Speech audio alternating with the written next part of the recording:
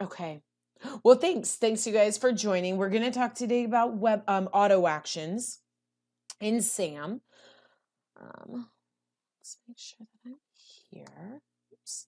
Usually these seminars are held at the same time as our bi-weekly staff meetings, so I never can do them. Okay. Well, thanks for letting me know. All right. And so I can maybe Wednesdays aren't the best time, you know. I will check in with folks. So what we're going to talk about today is just like when and why to consider using the auto actions and then how to set them up. I'm going to start with pretty simple ones, and we can kind of talk maybe to what you might be working on if we have time to get there. So when to use auto actions, I would recommend using them as much as you feel comfortable with. They will help you automate your process. So it should be things when you're repeating the task, that being if you're using templates and you're sending families a consistent email or you want reminders for things, great times to use auto actions. I also like auto actions for updating the record. So if as long as you have a consistent process, which we'll kind of talk about on the next screen, it's easy to determine some values that SAM can update for you so that it can save your team some keystrokes, right? And it help, so if you have I want to look at all families in the application stage, knowing that these are going to be families that you have at least received their application so that you know that your team is working on them. And when the application receive date is entered, then the transition goes to application versus your team setting the receive date and then potentially or potentially not updating the case stage as well, so that you can just have some consistency. That's what I like auto actions for. I do think that you need a process. So knowing what your process is and being able to communicate that is really important. I really like creating kind of a general workflow. If it is electronic, it's an awesome way to then link to specific forms that'll be used in SAM, or to also include links to the auto actions that are going to happen based on some data entry point that your team has.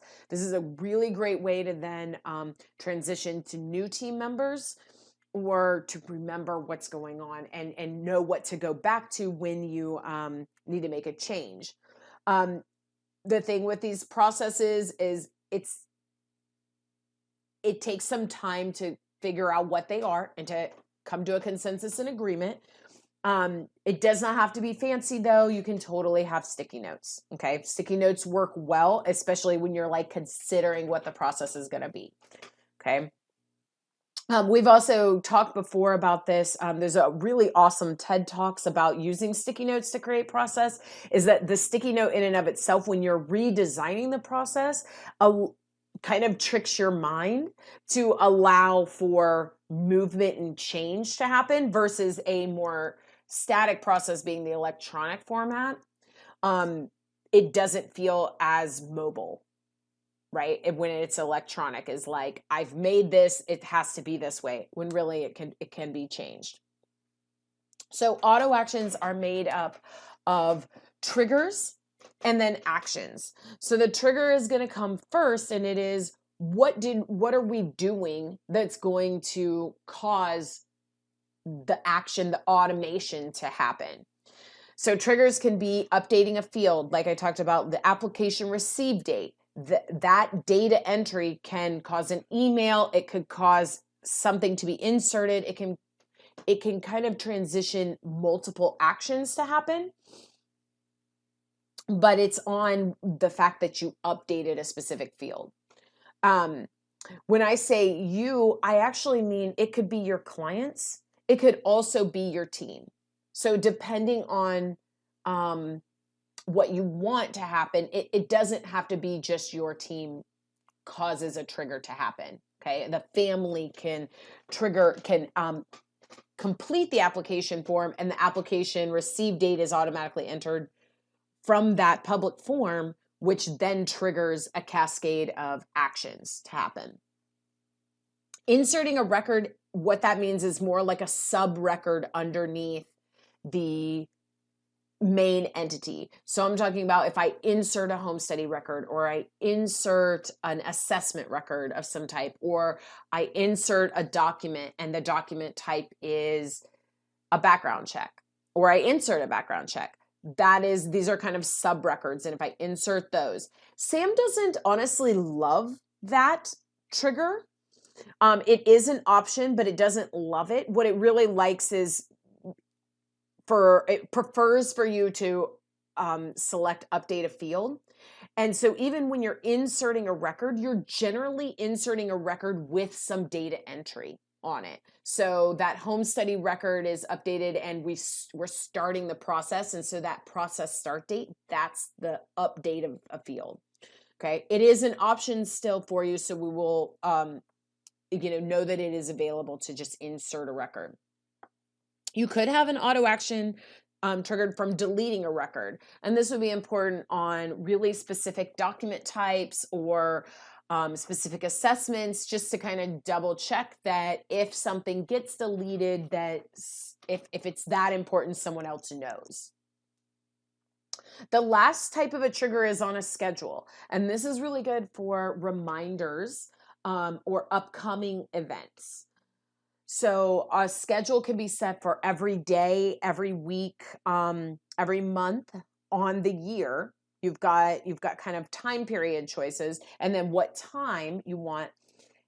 And so the thing with a schedule is that you'll have specific criteria. So you'll have to tell Sam pretty specifically what it should be looking for in order to send an email or update a field. So it's used really often on reminders for, and what we'll talk about is a home study update. It's been 10 months since your home study was completed. You're still in the process. And so we're going to send an email to you to get the next process started. As far as actions, you can update a field, right? So I love it for case stage updates. I love it for if the family state is this, we're going to set a specific caseworker because we know those logistics already. So thinking about it like that, we can insert a record or really a group of records. This is really good for a fee schedule or to insert a home study record. So you're opening up sections in the system when they apply. I use it often for inserting background checks. When a parent 1 or a parent 2 name is inserted and the application receive date is entered, I know that I'm going to need a background check for those people. So I go ahead and open that up in SAM instead of making a team member have to click add background check record. We can send an email. So these are sending emails not only to your clients, but also to your team or other constituents that are kind of working on the case. You can add an alert, which is a really bright, colorful block at the top of a record, which is really eye-catching every time you see it. It's actually can be somewhat annoying to look at and purposefully, right? Is to really get your attention. And the last action is to insert a checklist. So a group of actions that need to be taken at a certain period in time. So now we're going to go into SAM and actually go in and create an auto action. So I'm going to build 2 auto actions. And we'll actually talk also about how you can search auto actions. So auto actions are found under settings. Settings can be accessed at the top or the sidebar from the home page. And auto actions are a function for full admins. Okay, so they're at the very top under tools in alphabetical order. So you can find auto actions there. And when you access here under auto actions, you see the full list of enabled auto actions. So it very well may be that there are disabled actions that you can look at. On the sidebar, you can view disabled auto actions too, or view only disabled auto actions, and that'll give you a list of all of those that may have been built at some point or another that that are no longer needed, or yeah, for whatever reason they are disabled, or they're like in testing or something. Okay. I really like looking through auto actions using the filters here at the top. So I want to just bring attention to those. You can select the action type, right? So all of those that I want to send an email, and it'll narrow down my results. All of those that are triggered. So all of those that are on a schedule, I can now look at those. Okay. This will also allow us to look for specific ones that relate to specific fields. So if there's a field that triggers it or are used in the criteria, we can drill down on that. So if I was looking at those that relate to the case, I start to kind of narrow down what's going on. And then I can click on any of these to take a look at this auto action and see what's happening. Anytime you click on the auto actions, you'll be taken to the details screen. There's a couple of 4, 5, 6, 7, 10 boxes, something like that, that are kind of sectioned in ways to group what's going on in this auto action. So we'll talk about how you can read those now, and then we will build one.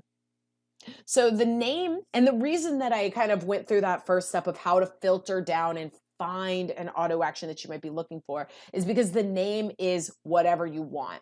So I don't know if you noticed when I chose the disabled auto actions, there were some that said test. There were some that had just a whole bunch of letter strings. It can literally be anything you want. So that might be helpful, and it might not tell anybody anything. Okay. So you can create the name here. It'll tell you if it's enabled, and then execute more than once. So this question comes up sometimes of like, why would I use it? Why would I not use it? This option. Execute more than once will happen. It kind of says it in the name, but it's like, do you want this to trigger over and over again if the criteria is not yet satisfied? So this is potential that like maybe your part of your process is that you have the case could go on hold, and every time you put a new on hold date, it could go multiple times. We want the case stage to be updated on hold, so we would want that to trigger more than once. You might not want the case stage to go to approved and waiting after a home study's been completed, but one time, because when you do an updated home study, the family may be on down the process, and we don't need SAM to update that again. So for every home study record, just because we add the completed date, we actually only want that to happen when the home study type is the original home study. Okay, so we might only want that to happen more than once. For emails, generally we only want that to happen one time, but maybe there is an assessment that has to be done 30 days after placement. And if it's done, we want the auto action to stop, triggering an email to the team. But if it's not yet completed, maybe we do want that reminder to go out every day or every Monday to remind that team member that this is an important document and it needs to continue. So you can play with that as to whether or not you need this option. For a specific table, when you're setting up the auto action, SAM will kind of it's going to ask you what table is this based off of, right? So this is what it's telling us. It's set for this specific table. It's relating to what triggers it. This is telling us on the trigger is what type of trigger is it. It would say update a field. This one happens to be for schedule, is on a schedule, and it's every week on Monday at 5 a.m. And then there are filters. And so it's going to say this trigger is based around these filters. What is SAM looking for? It's looking for a home study where the expiration date is up and coming, 3 months in the future. and the family's case stage is in either approved and waiting, home study, or active adoption. Okay, so it's one of these things needs to happen. Sam does offer you a look at what records actually fall into this criteria. And so I can click this link and see a list of all the records that match. And you can use these to say, would I want this to be triggered for this record? So when you're working the setup, you can kind of look to see if you do or don't, because you may want to modify your filters in order to reduce or open up, depending on which way you need to go, the records that that Sam is pulling. Then it will talk about the action. So depending on what action you have, it'll show, Sam will show different boxes here with the details that are needed. So for an email, this is sending this email. I think this is taking me directly to that template that's going to be sent. So I could modify that if I wanted to through this link. If I also just thinking here, you can edit the link as well. So if I wanted a new template and I don't want to send this home study expiring template, but I want to send something else, I can click edit and modify this. Email details, am I going to confirm before sending? Who am I sending to? Send from account. Again, it can be edited through the green pencil. And then here's the template. This, the very final box is going to tell you who set this up and when did they set up the auto action.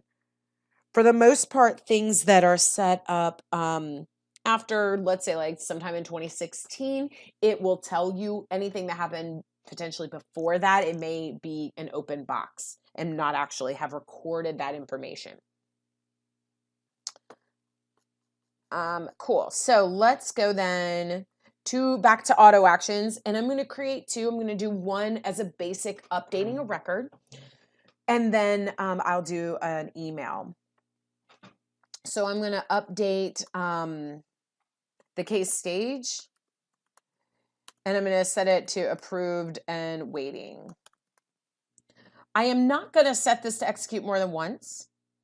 One thing that I think is great about SAM is that it's got memos everywhere. It's got so many memos that oftentimes they're overlooked, right? But the thing is yes, the auto action may tell us what is going to happen based on what's going to trigger and what the action is, but it doesn't necessarily say we changed our process in 2019 to incorporate this, or this new set of actions, right? There's not a lot of meat to it. It tells us very specifically meat and potatoes, it does these things, but it doesn't give us details. That's where a memo could come in, is to help really fine tune what was going on with this. However, I'm going to bypass that altogether for the demo. So I'm going to set this up on an updated field. And at this point, this is where Sam's going to is asking me, what table am I basing this off of? So this is going to be related to the family's home study. And so I'm choosing that table, and I'm going to tell Sam when the home study completed date is entered. Okay, so when it is not empty. This is now asking me for all of my criteria. What kind of filters does it need to look for? I kind of mentioned this earlier. I don't want this to happen for every home study update. I only want this to happen when I do the first home study record for this family. So I'm going to add additional criteria, and I'm going to tell Sam then the home study type equals home study. So I don't want it to happen for updated or an addendum home study or an addendum to the home study. I really just want it to go when it's the original home study. Okay, so press save. And now what I'm going to ask it to do is update a field. And here I will choose what field do I want. So I'll select the table, and I want to update from the case stage, and set it to approved and waiting. So that home study is complete. We might have even wanted, depending on our process, to say, not only is this home study complete, but this home study is approved, right? It's the original approved home study. We've gotten through that point. So it's really going to depend a little bit on what your rules are and what your process is for managing this. So when the home study completed date is updated, we'll update this. Every time that you test or you build something, I'm going to recommend that you test. So I'm going to go in and find a family that doesn't have this entry in it, and I'm going to test that this functions. Okay, so we're looking for the case stage is now at intake, and we're talking about adding a home study record. So if I do the home study and the home study type is labeled as home study, and I enter the completed date, and then record that record, if I go back to the cover page, it's going to say approved and waiting. Maybe we've moved this on and we've got an active adoption, but that adoption is not complete and they have to do an updated home study. I add another home study record and I finish that one. Okay. I set the auto action to not update. And so this case stage has remained an active adoption. It didn't go back to approved and waiting. Okay, so I'm no longer matching. We're not done with the home study or with the adoption process in full. Okay, so it does not change. Let's see. The last auto action that I'll build here will be one based on a schedule. And here, I like to show you this schedule because it just has a little different options. We're going to send an email to family for a home study update. And again, I'm not going to execute this one more than once because this is going direct to the family. Probably don't want to get a whole bunch of like annoying emails coming in their inbox. We're going to assume that they get this email when the first time that it goes out. So at this point, I'm going to choose a schedule. And I'll set this for every day. Then I can choose what time of the day that I want this to go out. This should be your time, right? So your default time. So this would be like 12 my time. It's also based on the user. So you'll want to make sure that if your organization is spread across the United States and you've got different time zones, whoever the admin is that's creating it, it's going to be their time. This again is going to be based on the home study. So I'm narrowing down all the way to the home study table. I'm going to add a filter for, we'll jump back in here, the home study completed date. And for date fields, there's a lot of different operators. I'm going to set it equals 10 months in the past. This would be, in this specific case, is like we don't want to remind the family that they have another updated home study to do if the home study is 10 days in the past, if they've already adopted and the adoption is in process, or at whatever point the home studies need to stop, right? So it's generally like when the child's arrived home, we don't need to continue the home study process again and continue with updates. So you'll think about that, and this would be an opportunity to add another filter. In this case, I'm going to send an email. When you are sending emails through auto actions, I'm going to recommend most of the time that you have a template to go along with it. The template will allow you to put in the family's name, and so it'll be specific. So instead of, if we offer the ability to manually enter an email body, that might be great for like a quick note to your team, but probably not as much for the family. So I'm generally going to ask you to select a template to use, which means that that template needs to be built. Otherwise, you'll start looking here and say, I don't really want any of these to go in, and you'll need to build it. Okay. Sam will ask you, who do you want to send it to? You can send it to family fields. You can also send it to other emails or other what am I going to say, like kind of like constituents or people that work the case. That the one kind of caveat to this is your options will change depending on what tables are included on the template. So there is a hint here. So what the table I chose is based on the home study. This is going to be records that are on the family, the case, and the home study. You can use any of those big search lists that connect to other entity types that are connected. Okay. I'm going to send this one direct to the family though. Press save. I might want to also copy in somebody else. Then Sam will ask me, who do I want to send it from? I generally choose the default email account, but that's because it's easy for me to set up. You might want it to come from a specific user, and this will show users that are that have their email sending settings set up. Okay.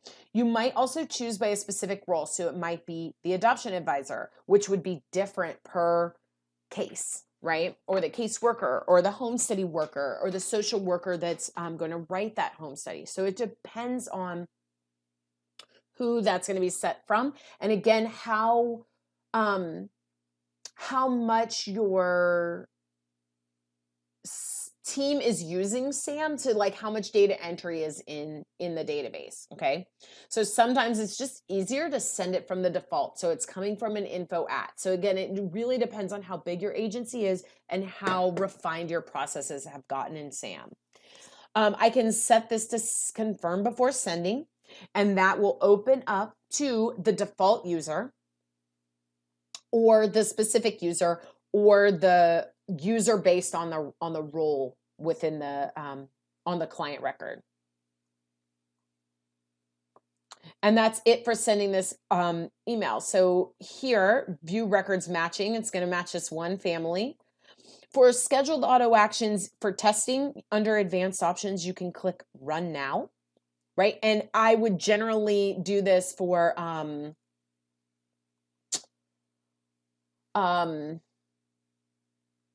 if you were testing, right, you don't want to hit 50, 60 families at a time. You really want to send it to one at a time. So if you have a test record that you're testing from, you would modify your filter to include that entity ID.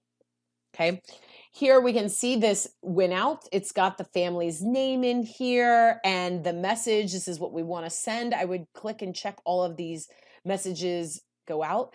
If I'm ready, I can confirm and send the email. Okay. I can also close and enter email addresses. I could manage the auto action through here.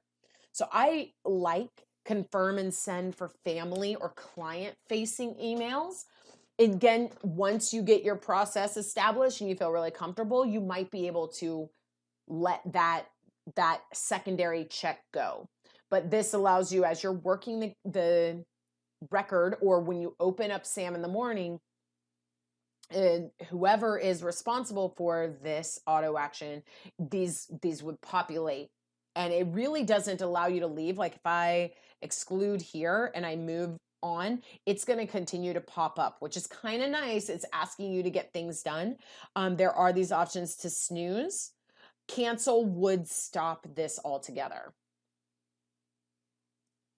I'm going to go ahead and confirm and send. I think it's going to tell me I'm going to go ahead and send it to my own self and let that be done. Okay. So that's real simply auto actions. The thing with auto actions is that there are really like endless possibilities for what you can do with auto actions, because there are so many different fields, so many different potential criteria. I don't know what you want to do. right? So if you have questions about it when you're attempting to build them, you're certainly always welcome to reach out to support at inreachsolutions.com or click support at the top and say, hey, I'm trying to do this. And that's what I've got for you for building them. Our next webinar will be October 9th. Do you guys have any questions? Okay, Julie, have you done auto actions or before? Yes, yeah, we have quite a few. Okay, awesome. Well, if you have questions in the future, let me know. I'll send you some information about, like the support or the help guides that reference auto actions. And otherwise, we hope you have a wonderful day and we'll maybe talk to you on October 9th. Okay, thank you. All right, you're welcome. Bye-bye, guys.